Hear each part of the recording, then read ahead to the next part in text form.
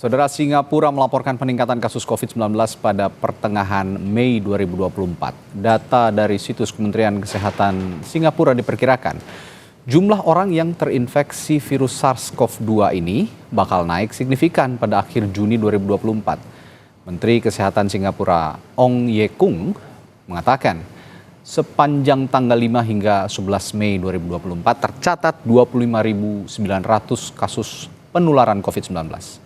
Jumlah ini meningkat 90% bila dibandingkan pekan sebelumnya dengan angka 13.700 kasus COVID-19.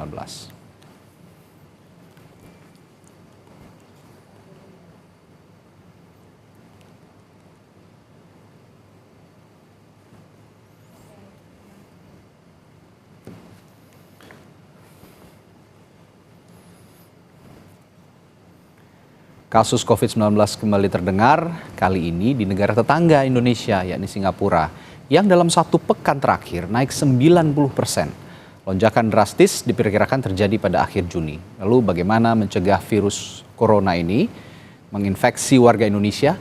Akan kami bahas bersama juru bicara Kementerian Kesehatan Republik Indonesia, Muhammad Syahril. Selamat pagi Pak Syahril, salam sehat. Ya, selamat pagi, salam sehat semuanya. Ya. Pak Syahril, saya mau tanya dulu nih, sampai sekarang, sampai saat ini, dari Kementerian Kesehatan sudah mengetahui soal varian COVID di Singapura ini? Dan mengapa begitu masif terjadi di Singapura, Pak Syahril? Ya, betul. Jadi memang kita sudah mendengar berita Singapura itu ada subvarian KP1, KP2, bahkan KP3 sudah meningkat. Bahkan terjadi lonjakan kasus menurut mereka sampai 25.900-an ya. Tapi alhamdulillah kalau di Indonesia sampai saat ini belum ada subvarian itu. Yang kedua juga lonjakan kasus belum ada. Jadi di kita masih ada COVID itu hanya sedikit ya. Sekitar 19, 20 kasus, artinya di bawah 30 orang ya. Dan juga angka kematian kita 0 ya, tidak ada. Saya kira kita patut bersyukur dan tetap waspada itu ya. Oke, nah ini berbicara juga soal kewaspadaan masyarakat begitu ya. Ada beberapa faktor mengapa kita juga harus tetap waspada terhadap COVID-19 yang saat ini sedang merebak di Singapura begitu Pak Syahril. Pertama bahwa Singapura ini adalah negara penghubung begitu ya, negara hub dari negara-negara lain menuju juga ke Indonesia. Nah, apakah juga ada antisipasi warga negara lain begitu yang singgah di Singapura untuk melanjutkan perjalanan ke Indonesia? Di screening lagi seperti dulu ya waktu COVID-19 masih merebak, dan bagaimana juga untuk memberikan pemahaman kepada masyarakat bahwa saat ini juga sudah saatnya nih kita ketatkan lagi protokol kesehatan, karena masyarakat sebagian menganggap COVID ini sudah hilang gitu Pak Syahril. Ya, terima kasih. Ya. Jadi pada saat pandemi dicabut ya oleh Bapak Presiden, kita juga sudah mengumumkan bahwa COVID ini belum habis ya. Masih akan selalu ada mutasi-mutasi dengan subvarian-subvarian. Ini terbukti, jadi sejak Januari sampai sekarang ini mutasi itu banyak sekali ya. Ada yang XBB, ada yang JN, bahkan sampai saat ini adalah KP1. Itu jenis mutannya ya. Dan WHO memang mengumumkan kalau kasus di Singapura ini masih ya under monitoring ya, bukan concern ya. Jadi under monitoring itu artinya tetap menjadi pengawasan. Tapi bagaimanapun, karena Singapura adalah dekat, hub juga dari beberapa negara, kita waspada, hati-hati. Saya kira Indonesia mempunyai kekebalan imuniti yang bagus ya dengan capaian vaksinasi. Yang kedua, kesadaran sudah sangat tinggi Mas ya. Jadi seluruh masyarakat kita sudah sangat tinggi waspada bagaimana kalau kita harus bepergian ke negara yang memang sedang ada kasus-kasus seperti yang di Singapura. Dan juga yang warga Singapura yang sedang sakit pun sudah diminta untuk tidak bepergian, jika tidak terlalu sulit untuk melakukan screening lagi seperti dulu. Jadi sementara ini kita tidak melakukan screening ketat seperti halnya di zaman dulu gitu Mas. Ya, tapi berarti kuncinya imunitas tubuh ya Pak Syahril ya. Kalau kita lihat kemarin juga kita sudah banyak warga negara Indonesia yang melaksanakan vaksin lengkap. Nah, ini ada dorongan lagi, perlukah ada vaksin kembali begitu digalakan untuk ya menjaga imunitas tubuh kita juga, menjaga imunitas tubuh masyarakat di Indonesia? Jadi karena tadi sudah disampaikan kalau COVID ini kan masih ada terus ya. Hmm. Jadi memang vaksin yang sudah kita terima itu akan menurun ya efektivitasnya setelah 6 bulan. Memang kita menganjurkan kepada warga negara kita khususnya ya satu tenaga kesehatan, Ya. yang kedua usia lanjut dan comorbid itu dilakukan vaksinasi setelah 6 bulan ya. Diharapkan itu akan menambah. Nah sementara yang di luar itu kita sudah ada vaksinasi yang mandiri ya, tentu saja yang di luar kriteria atau di luar program tadi, maka diharapkan dapat dengan kesadaran melakukan vaksinasi secara mandiri gitu Mas. Oke, vaksinasi mandiri juga didorong ya untuk dilakukan untuk menjaga imunitas. Nah, tapi sejauh ini kalau tadi Pak Syahril bilang warga negara Singapura ini juga kan dilarang untuk bepergian ya keluar dari Singapura.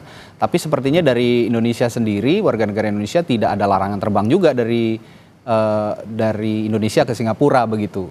Ada antisipasi khusus soal ini? Apakah nanti juga jika warga negara kita ke Singapura kembali harus ada cek lagi begitu seperti yang dulu dilakukan? Jadi kami koreksi dulu ya, Ya. warga negara Singapura kita tidak tahu atau dilarang bepergian kemana. Oh, oke. Yang sedang sakit diharapkan untuk tidak bepergian. Oke. Saya kira sama seperti kita ya. Nah untuk warga negara kita, karena ini juga menjadi under monitoringnya WHO, ya semuanya diminta untuk hati-hati. Jadi warga negara kita yang ke Singapura kan tidak dilarang, ya, tapi dia berhati-hati dengan protokol kesehatan. Dan setelah itu dia pulang pun begitu. Kalau dia ada gejala flu seperti batuk, pilek, demam, itu untuk dilakukan pemeriksaan segera di Indonesia. Tidak perlu ada suatu screening khusus saya kira. Oke. Kuncinya lagi-lagi imunitas ya Pak ya? Ya, salah satunya ya. Oke, lalu sejauh ini tapi komunikasi Kementerian Kesehatan kita dengan otoritas kesehatan di Singapura intens ya Pak dilakukan untuk monitoring juga sebenarnya perkembangan varian baru ini ya? Bukan hanya Singapura, tapi itu kan sudah kesepakatan global ya. Oke. Semua negara harus menyepakati kesepakatan global ini, manakala ada suatu kasus, bukan hanya COVID ini, tapi kasus-kasus yang dianggap akan menjadi potensi merebahnya penyakit di negara yang lain begitu.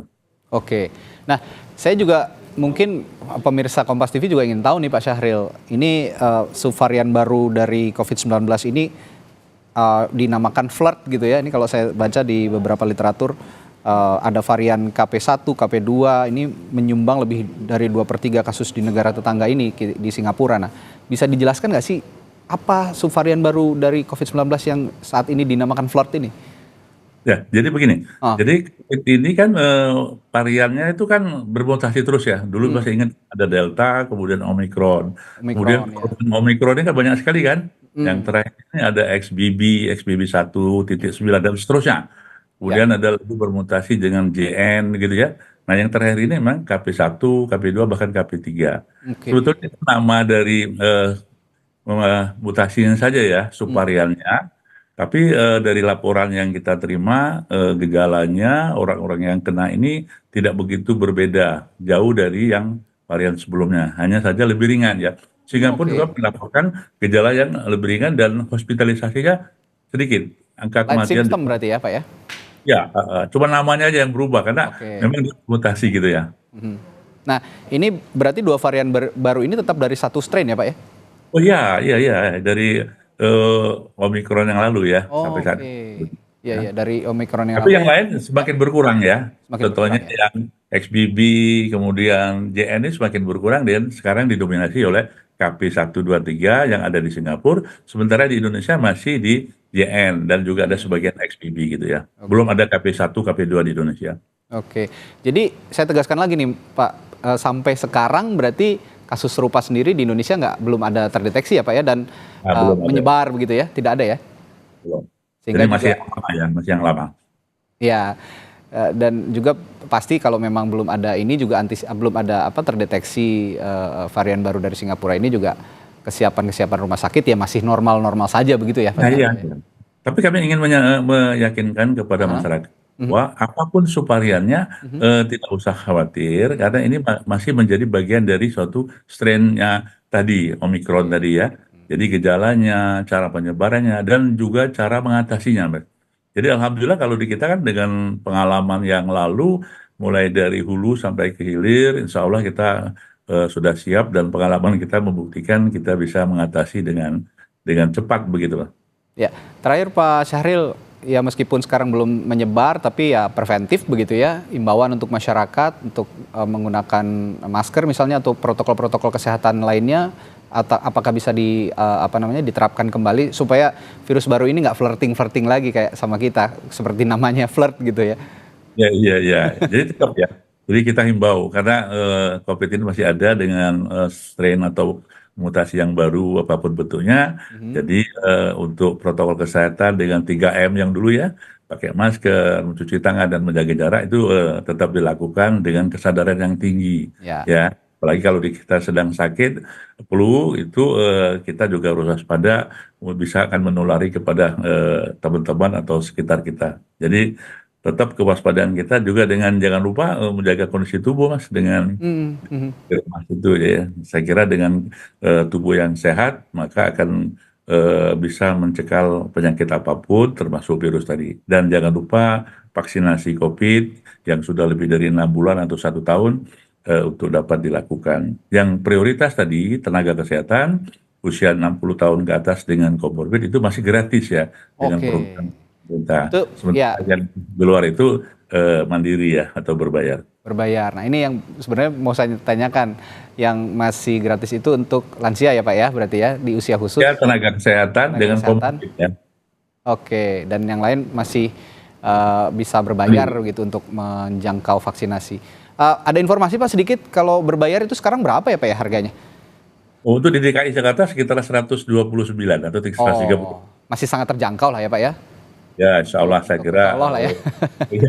Oke. Murah sekali untuk dibanding dengan kesehatan kita gitu ya. Baik, ya kita sama-sama berharap juga ya masyarakat kita bisa dengan sadar gitu ya menerapkan protokol kesehatan meskipun COVID-nya sekarang sudah light symptoms gitu ya di Singapura, ya biar jangan flirting lagi gitu Pak, seperti namanya flirt ya kita harus preventif juga lah ya dengan kesehatan diri sendiri. Baik, terima kasih juru bicara Kementerian Kesehatan Muhammad Syahril telah berbagi informasinya di Sapa Indonesia Pagi hari ini. Terima kasih Pak Syahril, sekali lagi sehat selalu ya Pak. Ya, salam sehat semua. Salam sehat.